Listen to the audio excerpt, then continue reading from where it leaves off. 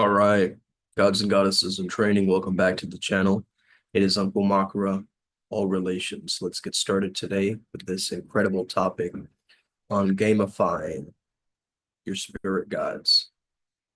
This is a very interesting topic to me, how to level up your soul team like a mystic RPG. I got this idea yesterday through Urban, who I channel from the Lyran Council, Tana. And it was a very interesting experience because I had, as the adepts know, I'd ended the channeling with a lot of different downloads that I had to write down. One of them was a reference to the Katara grid, understanding that Lyra is on the top. Let me show you guys an imagery actually that will help you understand this. I will share it with the adepts as well.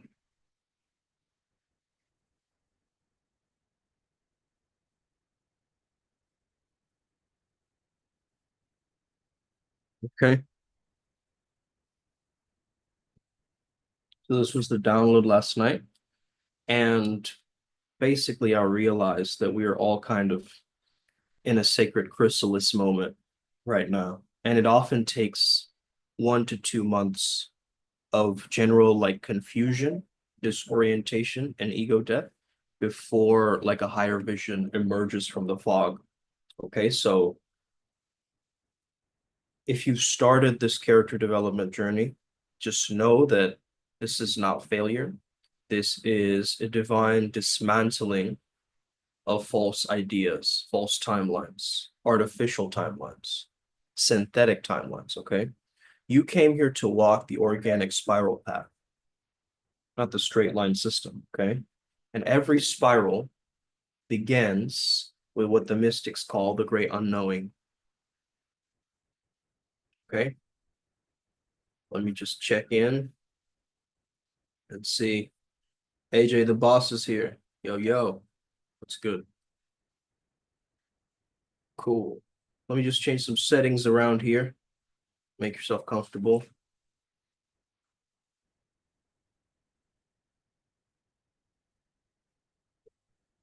Got to make sure to also share this with the tribe. If you're not a part of the digital Sangha yet, just click the link in the description and you can join the Telegram group, okay?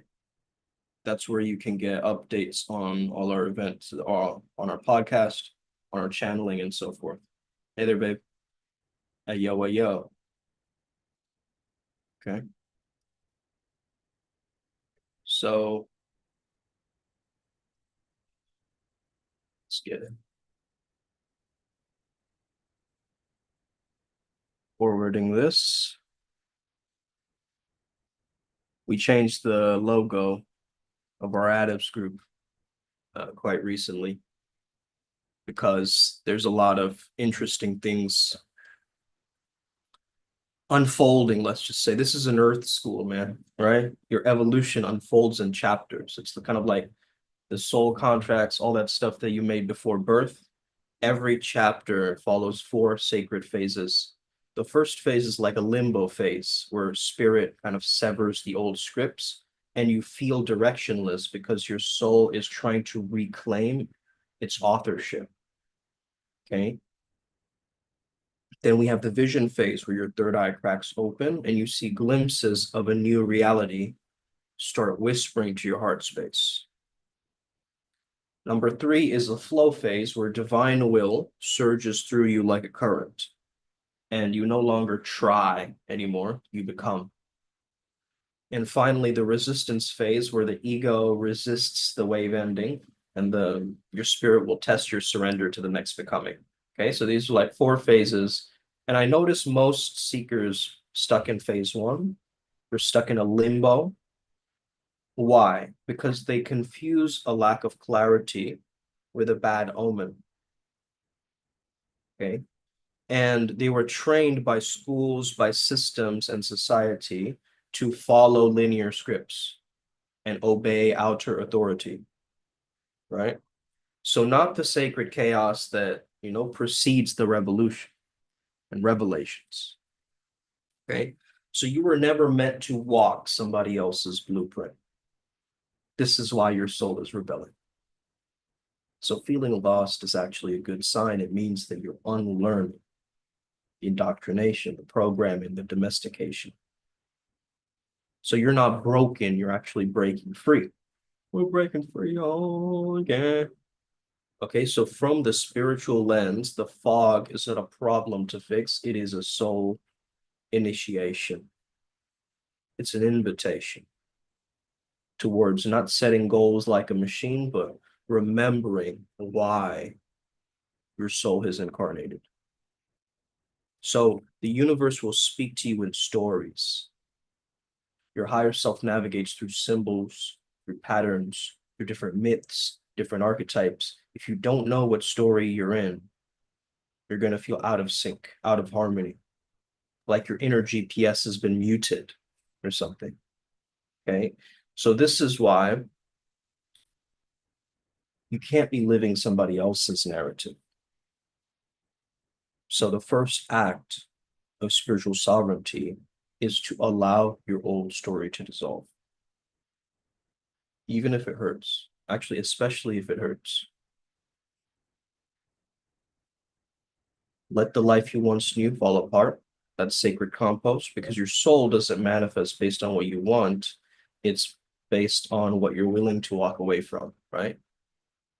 You don't get divine clarity by just staying safe all the time. You earn it by walking barefoot into the wilderness of not knowing, guided by faith. And in the wilderness, you don't find purpose. You feel it emerge from what you refuse to repeat. So this is why your next spiritual breakthrough often begins with a breakdown. Have you noticed this? So if I keep living like this, what am I becoming? Ask yourself this regularly. If I keep living like this, what am I becoming? Let it haunt you like a ghost. Let that question really get under your skin, because it will summon the sacred fire that eventually actually refines your path. And from there, you have a lot of alchemical rewiring of the mind to do. You see, your mind is always chasing a goal, whether you're aware of it, the goal or not. So even being lost is one of your subconscious strategies. So often, to avoid the pain of awakening, Aristotle called this the final cause. Okay. Adler said, we're not pushed by the past, but pulled by the future. So what future is pulling you now? Is the future liberating, or is it still looping? And if you want to walk in a path of sovereignty, you've got to upgrade the goal that your unconscious is serving, to replace the goal of avoiding discomfort with the sacred aim of embodied alignment. And to do this, you immerse yourself into soul nourishment. Read sacred texts, connect with beings of resonance, walk barefoot on the earth, pray out loud, travel where your soul feels stirred, use things as oracles, mirrors, teachers, as it sparks your remembrance in different ways. And of course, now comes in the mystical tool of gamification. Okay. Gamification and gamifying your path is not silliness, it's not goofiness. This is a spiritual technology, because the divine loves to play. The Tao flows, the Lila, the soul rejoices in rhythm, feedback, challenge, ritual. So games are structured storylines that mirror the mechanics of spiritual evolution. Am I in Egypt? No, I'm not in Egypt, brother.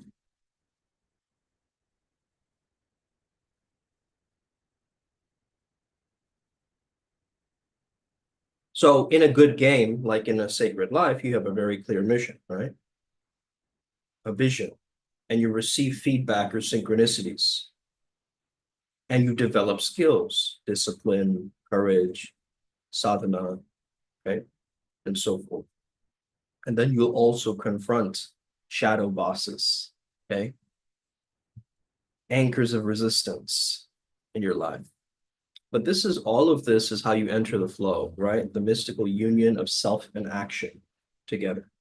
Flow is what the saints called grace, what the monks called samadhi. It is the fruit of alignment between the mind, the heart, the body, and the mission. So gamify your sacred walk around the park, design your reality temple. Like, what are your non-negotiables, right?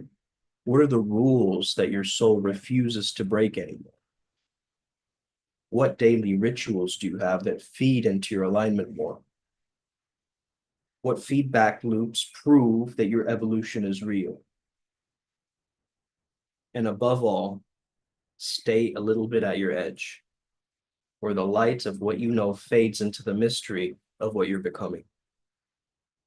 Don't stay in zones of mastery. Don't teleport into realms your nervous system isn't ready for yet.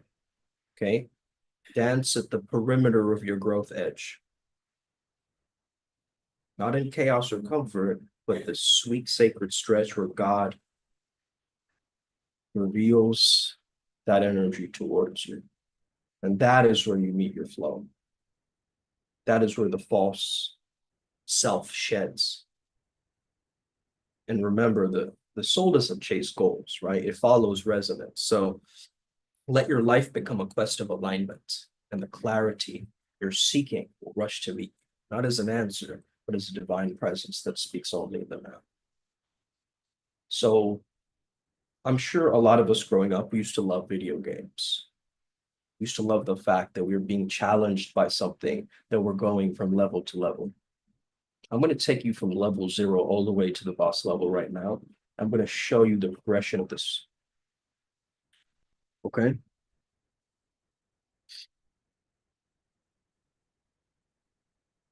All right. So, so some video games we used to play, things like Tetris or Pong or these types of things. But what's really interested me is like RPGs, right? Like RuneScape or something like this. Or I used to play this game called Have a Hotel. I remember back in the day. And this is all about like choosing your own character, choosing your own avatar, right? And that avatar then gets to interact with the game. Just like in real life, your avatar is interacting with the world. The others around you are also avatars. Okay. But not everybody works on their avatar. You see, for me right now, I've worked on my avatar, right? Kind of look like a vampire monk or something, right? But this is the energy um, that I've crystallized over time, right? It didn't just happen overnight. It's something that was slowly built, and I started to get a feel for it, and now it resonates with me, right? And so, do you ever feel like your life is a video game, but no one handed you the damn manual of how to play the game, right?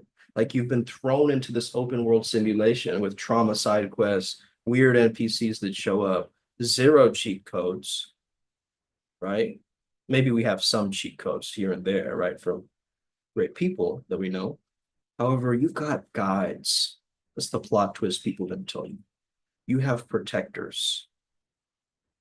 Okay. Something Ellie reminded me of recently is your protectors are you. Okay.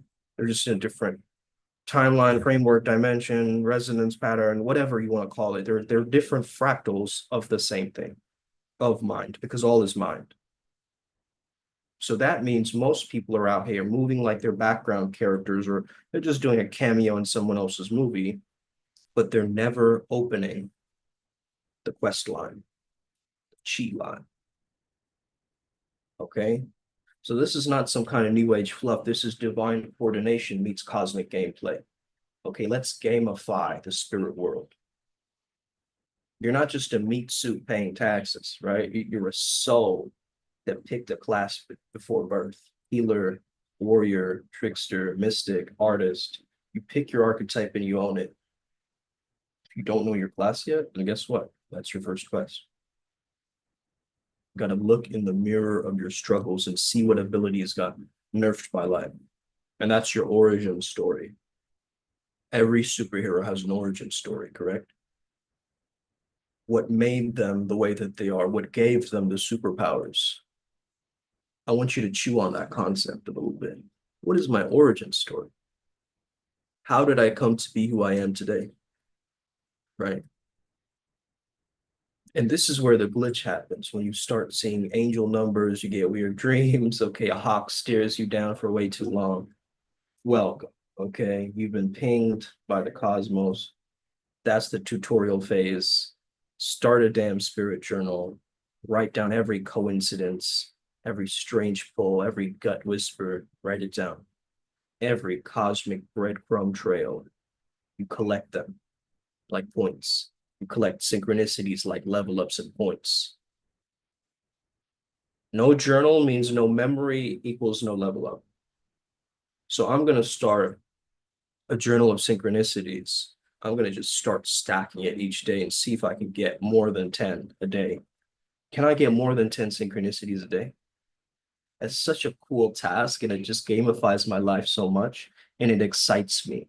I think that's the main thing, right? We want excitement, we want engagement, right? We're always looking for something to do.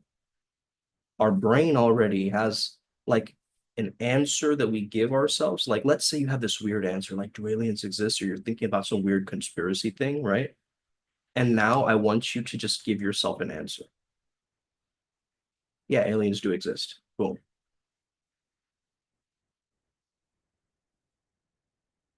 Yeah, people are, manipulating the public.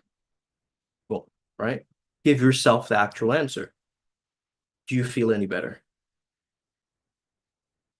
No, because your brain will still have more questions. Even after you find an answer, it will still have more questions. This is why we turn it into affirmations, questions that imply our success, right? Questions that imply our success. So instead of saying, why am I so late? Say, why does every day that I have such a beautiful relationship with time, right? Instead of the negative statement, you transform it into a positive question. And the mind loves to chew on questions, okay? So here is where you started journaling the synchronicities. That's level one. Level two is first contact. Your team will start to appear as you're doing this. So if you're ready to meet the final boss, they're not a boss, they're your guide, right? So it could be an animal, could be an ancestor, could be an alien, could be a dragon, whatever. Could be a, right? Like someone's whispering Sanskrit to me in my dreams last night or whatever. I don't know what it meant, right? But whatever shows up, you don't have to judge it. Right? You can't judge it. You don't choose your first guide, they choose you. Okay. You just got to ask with clarity and show up daily like it's your job. And the pro tip is don't look for the booming voices. Sometimes they speak through memes, through lyrics, through gut flips, through chills through the body, stuff like this. Okay. So don't look for the very obvious signs. Notice the subtle ones and how they're showing up for you. Okay, that's level two. Your team starts to appear slowly through these symbols, right? Then we have level three.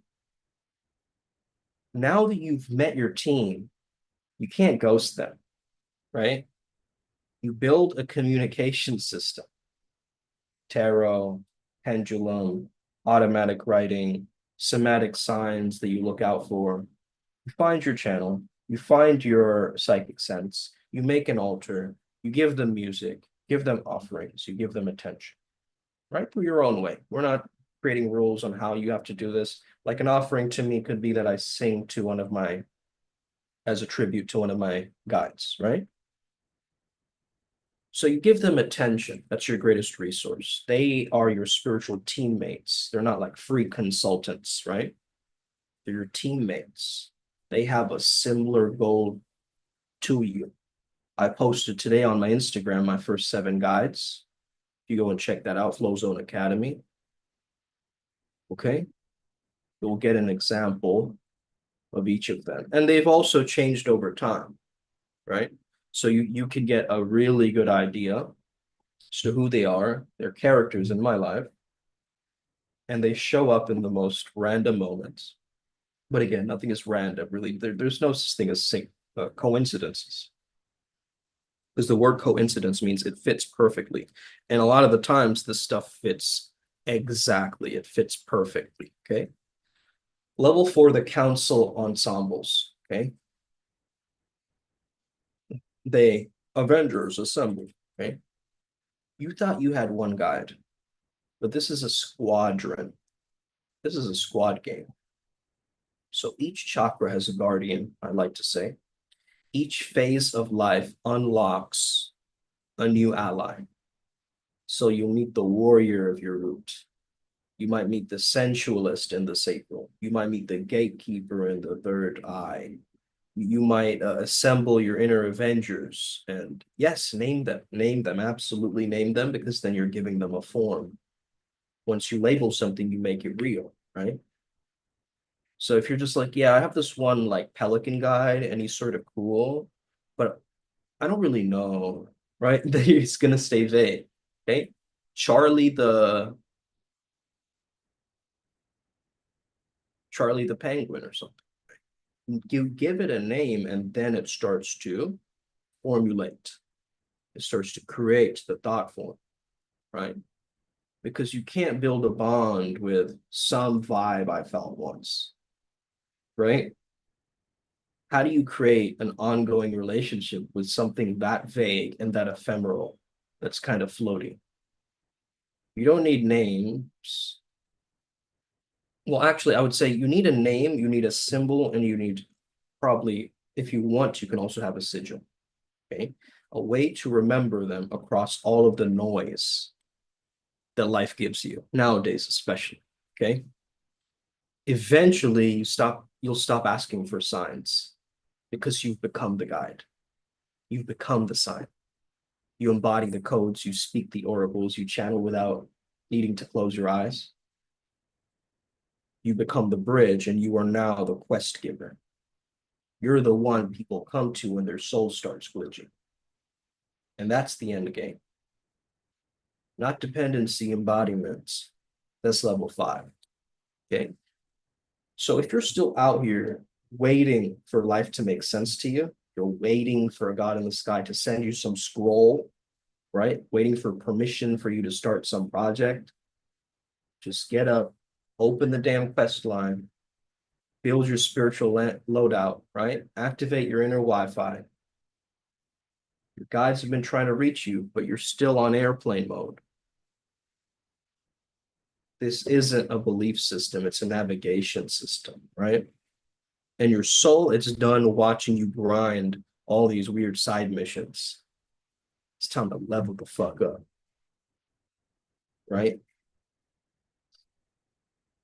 So I designed this like spirit guide deck almost in a sense. Squad, exactly. And it gave me the vivacity, the energy to actually understand and see these guides because, again, we are very visual beings and the visuals are associated with the reptile mind. Okay, we've been taken over by reptilians' DNA and the Anunnaki DNA. We still have it within us. It's the annoying little voice in our heads that critique us and like make us feel bad, make us, full of fear, full of fear. That's kind of, I believe that's kind of how I grew up. And then I learned how to make it my master.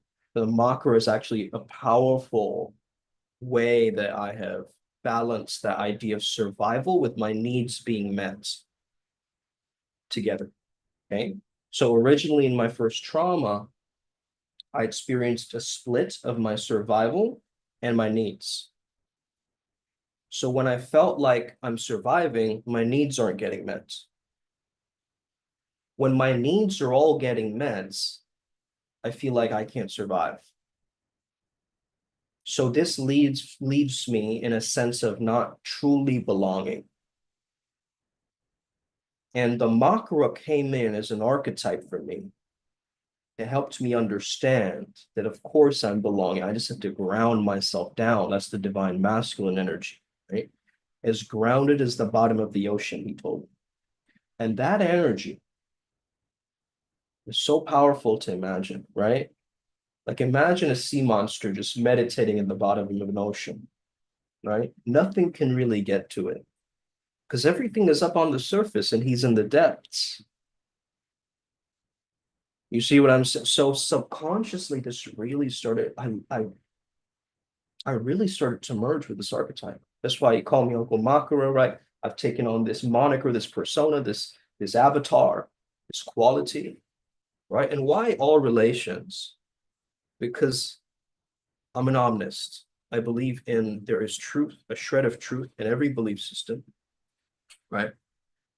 Um, all right, people sending me messages and stuff. All right, so I'm gonna end it soon, okay? Because I have some work to do. But what do you guys have any questions? Like, if you have any questions about this, I'd love to answer any that are just coming up right now for anybody. And I'll go through it briefly. Okay. Otherwise, I'll end it with just kind of speaking into existence the seven flow keys.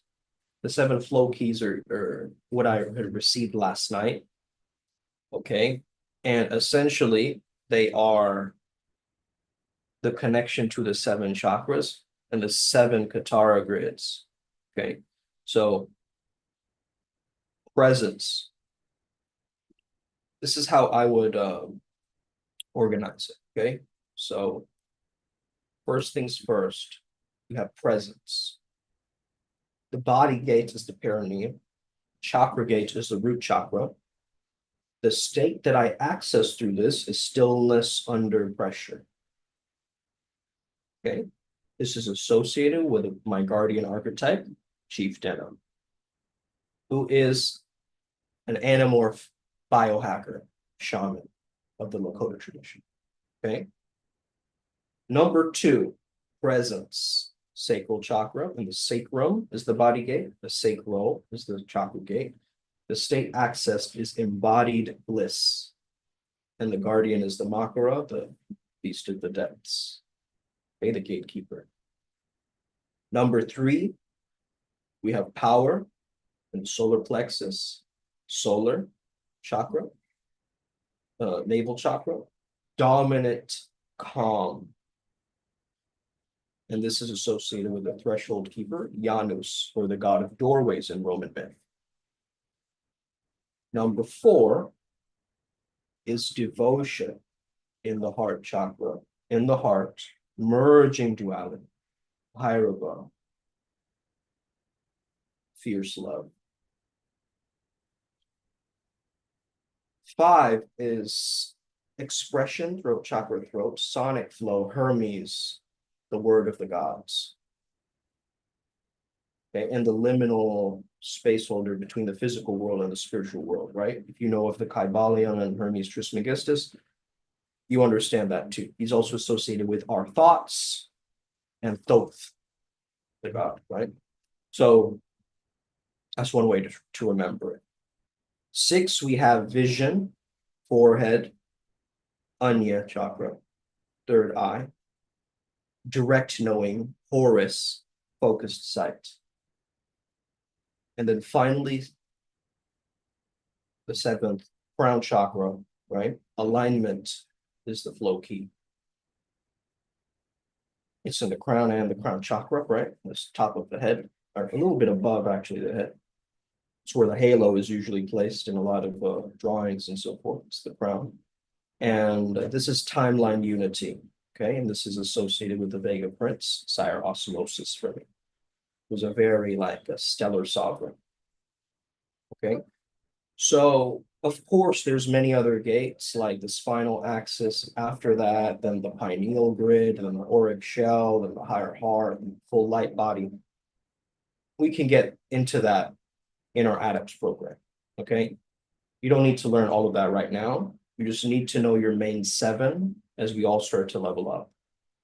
Okay, if you're on this path working and if you're an adept. If you're not, you can just kind of play around with this thing, kind of do it by yourself, right? If you don't want support, you can always do it by yourself and go ahead and make lots of mistakes and not really have the proper guidance. You're free to do that. But if you do need the assistance, definitely try to reach out and ask for help. I see way too many men not asking for help on the spiritual path. Yeah, I got this, bro. It's just a bunch of candles and stuff, right? Like, bro, no, your ego is not going to help you just solve this all by yourself. Okay. You need your guys, you need your support system to actually get this thing, the ball rolling, right? So as you start moving with your character and you understand this is a personification of my future echoes, future ripples, right? Across all timelines, all dimensions, and what's Vajramaxing, right? So once we start creating this kind of game plan, right? Like a Pokedex for ourselves, then we got to catch them up, right? So let's start actually gamifying this process and making it fun for ourselves, right? Like what are a few of these that I came? I'll just show you one of them as an example. I'll just show you Chief Deno as an example. Okay. It says class root walker, ground shifter. Role is initiator and stabilizer. His weapon is a breath staff with unshakable calm as its passive skill. Ultimate is pulse lock, instantly synchronizes team's nervous system for zero delay execution. Energy type is an earthen pulse, and its statistics boosts are 40% somatic awareness, 30% reaction time buffering, 20% resistance to chaos fields. I don't chase stability. I am the rhythm. I am the rhythm others calibrate to. Okay, so this is an short little invocation. If you can create a short little invocation for each guide that you have, it's going to be very powerful if you do this daily. Okay, so if I want to, let's say, activate, I'll just say activate Makara, and then I'll say my joy is not a luxury, it's my weapon. Okay, or let's say another one could be my sight is my sword and I never blink, right? A rule. Osmosis, I don't follow time, I tune it. Flow isn't a state you remember. It's not a state you enter, it's a grid you remember. Okay. And for Hermes, my voice is not noise, it's a vehicle of God.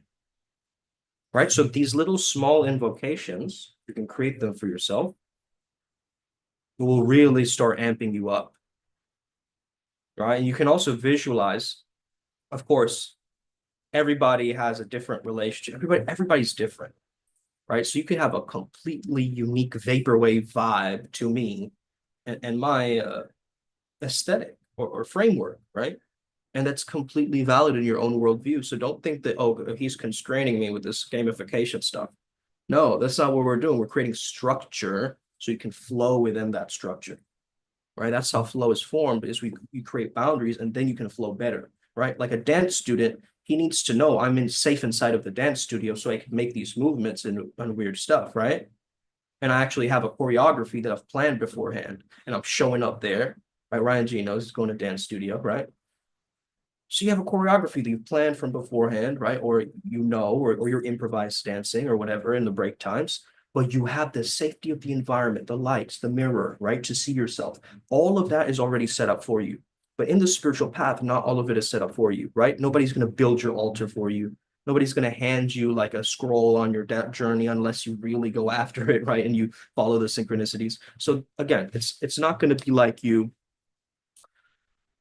going around the map, finding these different, it's not like it does feel like a scavenger hunt at times, but it's not exactly like that. Okay. It's kind of more like a role-playing game, like an RPG. That is, that's how I've started to understand it. Okay, guys. So thank you so much for tapping in. I hope you guys have an incredible rest of your day. If you have any other questions on this gamification stuff, just let me know. We use, of course, something called character yoga, deity yoga, where we combine the characterology and the theater technology with the psychology. And I think that's also a way to kind of merge my left and right brain together, right? Because the theater stuff is very hyper creative, and the psychology stuff is very heady and logical, and it has frameworks and analysis, right? So when I put both of these minds together, there's an infinity energy that starts to formulate.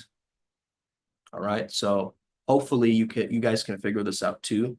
Like I remember I just saw two dolphins like this, right? Twin dolphins as I was coming to work from home. And I started to notice that's associated with one of my animal totems. It's associated with my sense of my sensuality, so forth, right? My playfulness. So that energy was being portrayed there through this symbolism. And it entered my mind because I was chiming into my core energy, right? And I was actually activating the Makara's energy in the car as I saw those dolphins, right? And the Makara can also be seen as like a combination of a lot of different beings, right? All right, guys, thank you so much for tapping in. Have an incredible rest of your day. May the flow be with you. Stay legendary. Peace and love. Many blessings. We got